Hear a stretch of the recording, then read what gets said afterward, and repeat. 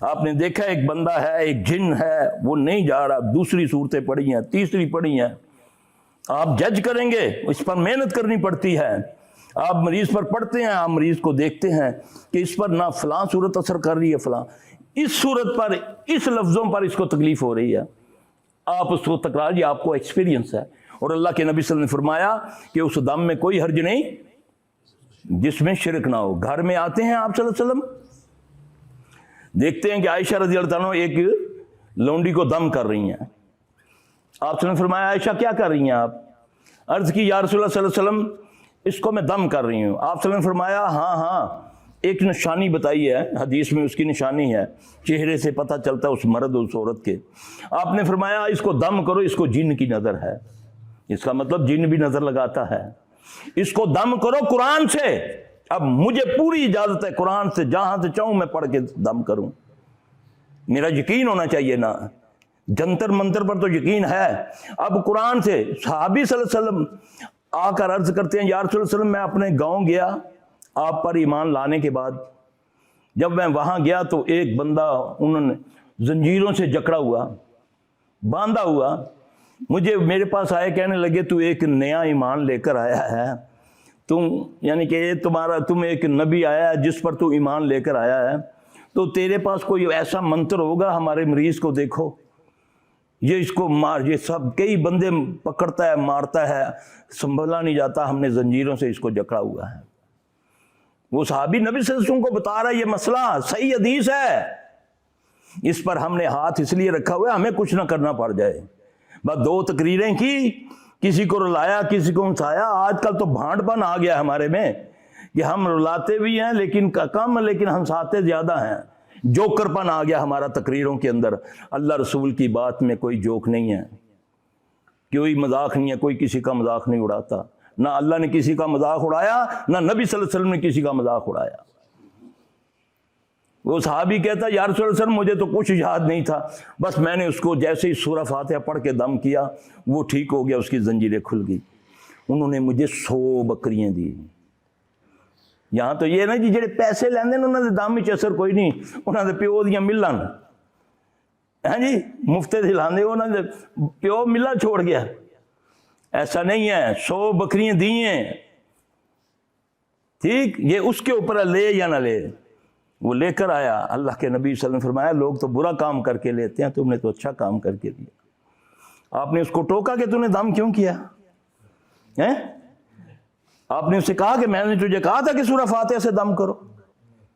قرآن سے دم کیا نا اس نے، قرآن شفا ہے نا، اللہ کہہ رہا ہے نا وَنُنَزِّلُ مِنَ الْقُرْآنِ مَا هُوَ شِفَاءٌ وَرَحْمَةٌ لِّلْمُؤْمِنِينَ وَلَا يَزِيدُ الظَّالِمِينَ إِلَّا خَسَارًا۔ ظالم ہے جو اس سے خسارے میں ہیں، ہم ظالم ہیں، قرآن ہونے کے باوجود ادھر ادھر بھاگتے ہیں ہم۔ Guidance, guide line, guide book ہمارے پاس، لیکن ہم نے اس کو، ہم ظالم ہیں، اس لیے آج دنیا میں ذلیل و رسوا ہو رہا ہے مسلمان۔ اس قرآن کو ہم نے چھوڑ دیا۔ کون سا مسئلہ تمہارا قرآن میں موجود نہیں ہے؟ اب اس نے قرآن پڑھا نا، سورہ فاتحہ قرآن کی ماں ہے نا، ام القرآن کا ہے نا سورہ فاتحہ، ہے نا؟ یہ بھی فرمایا اس کے بغیر نماز ہی نہیں ہوتی۔ ہم نے تو اس میں بھی تفرقہ ڈال دیا، مباحثے کرتے ہیں، مناظرے کرتے ہیں، کوئی کہتا ہوتی ہے کوئی کہتا نہیں ہوتی، ہے نا؟ سورہ فاتحہ سے سب سے بڑی عداوت ہے اس کو، ابلیس کو، شیطان کو سب سے بڑی عداوت جس آیت سے ہے، جس سورہ سے ہے، وہ ہے سورہ فاتحہ۔ یہ دم ہے، یہ رقیہ ہے۔ آپ نے فرمایا، آپ نے 23 نام دیے اس کو، 23، یہ دم ہے۔ اب اللہ کے نبی صلی اللہ علیہ وسلم کو خود بچھو نے جب کاٹا تو آپ نے کیا کیا؟ آپ نے اس پر فلک ناس پڑھی اور نمک اور پانی استعمال کیا۔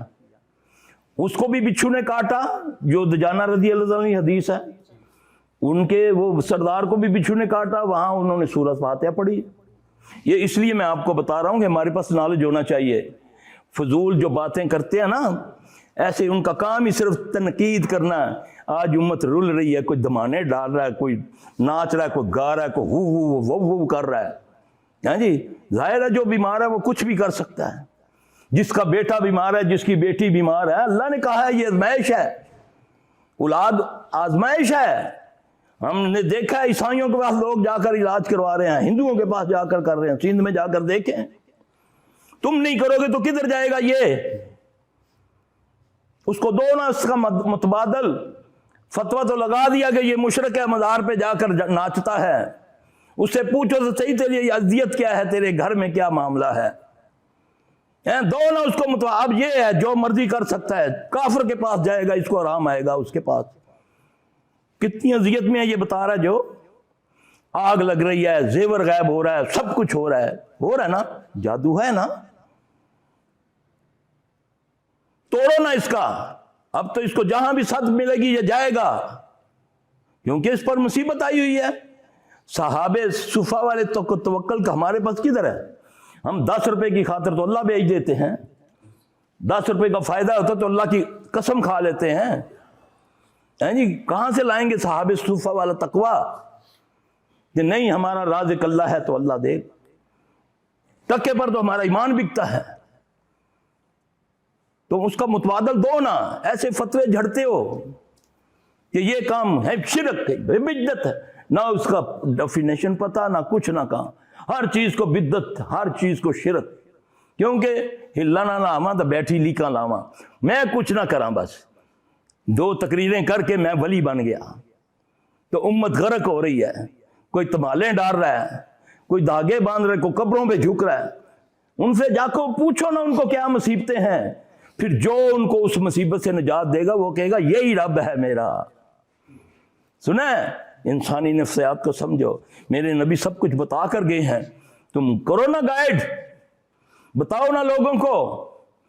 اب اللہ کے نبی سے میں صبح پڑھ رہا تھا، میں اللہ کا شکر ہے الحمدللہ، آپ نے فرمایا جب کسی بستی میں داخل ہو، کسی شہر میں داخل ہو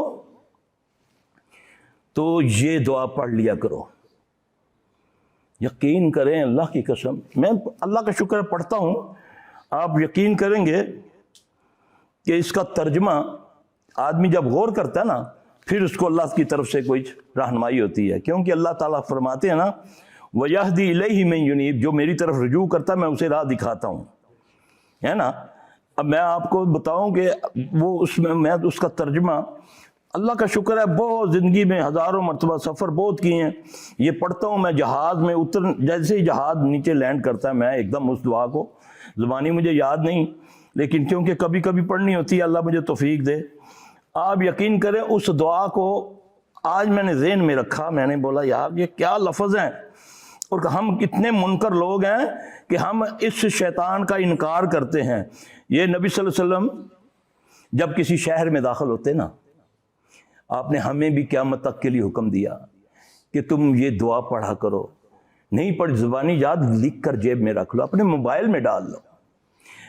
اے ساتوں آسمانوں اور ان چیزوں کے رب جن پر یہ سایہ کیے ہوئے ہیں، یہ اللہ کو کہہ رہے ہیں، ہاں جی، اور ساتوں زمینوں اور ان چیزوں کے رب جن کو یہ اٹھائے ہوئے ہیں، اور شیاطینوں کے رب، شیطان کے رب نہیں کہا، شیاطینوں کے رب اور ان کے رب جنہیں انہوں نے گمراہ کیا ہوا ہے نا، انسانوں میں اور جنوں میں جن کو شیاطین نے گمراہ کیا، جو جادوگر ٹائپ کے لوگ ہیں، ظالم لوگ ہیں، جو قاتل لوگ ہیں، جو اس طرح کرتے ہیں، اور ہواؤں کے رب اور ان چیزوں کے رب جو انہوں نے اڑاتی ہے۔ میں تجھ سے اس بستی اور اس کے باسیوں کی اور اس بستی میں موجود چیزوں کی بہتری کا سوال کرتا ہوں۔ کتنی خیر خواہی ہے کہ میں اس بستی میں آیا ہوں، آج راول پنڈی میں آیا ہوں، تو اللہ ان کی خیر خواہی کی میں دعا مانگ رہا ہوں نا، جب دعا مانگوں گا تو میری خیر خواہی ہوگی نا۔ اس کے باسیوں اور بستی میں موجود چیزوں کی بہتری کا سوال کرتا ہوں، اور میں تیری پناہ میں آتا ہوں اس کے شر سے اور اس کے باسیوں سے، کہ کہیں اس بستی میں کوئی گندے لوگ، کوئی برے لوگوں کے شر سے میں محفوظ رہوں، ان چیزوں کے شر سے جو ان میں ہیں۔